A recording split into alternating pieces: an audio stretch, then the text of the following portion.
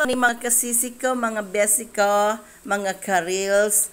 Ayan po ang aking baby, dalawang si Francia at si Friday. Bagong ligo sila, katatapos ko lang sila i-blower. Ayan po si Francia, mula po siya pinatalian, lumapad na, sobra lapad na, kumpara nyo sa katawan ng isa o nung apo. Ayan, lumapad po si Francia. Nung natalian siya, hindi na siya pwede mag-anak, bawal na. Nakukunan lang siya. Hindi marunong umiri. Eto naman, nagkaroon na siya ng regla. Kaya lang, hindi ko muna siya pina-stand.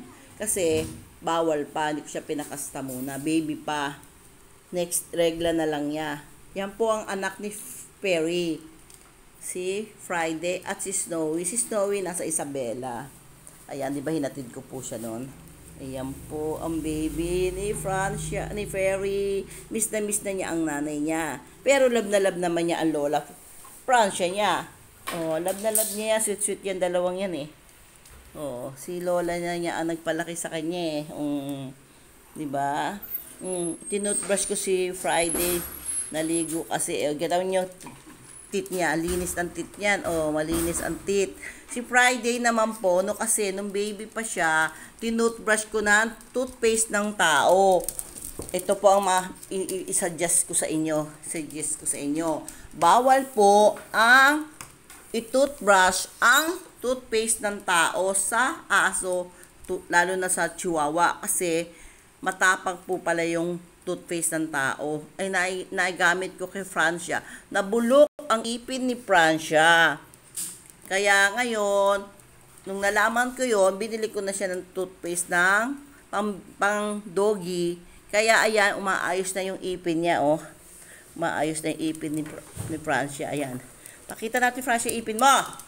Wait lang. Yan po, oh, maayos na yung ipin niya. Hati ka na. Yan, nabulok po yan kasi. Ngayon, umaayos na. Kaya, wag nyo pong gagawin, toothbrushin sila ng toothpaste ng pantao. Yun lang po masasabi ko kasi bawal po yun. Ngayon, sa shampoo naman, kung wala kayong shampoo ng aso, pwede naman shampoo ng tao. Kaya lang, konti at haluan nyo ng tubig. Kasi ako, ginagawa ko paligo ng aso, inuuna ko muna ng safeguard. Yung mga safeguard yung hindi nagagamit na maliit na, yun ang muna pinasasabon ko sa aso. Ngayon, pagkatapos, saka ko siya shampoohin. Hindi ko na kinu-conditioner. Okay na yung shampoo lang kasi masyadong maglalagas yung kanilang balahibo. Ganun po. Sa mga walang shampoo pambili, shampoo ng tao, pwede na rin.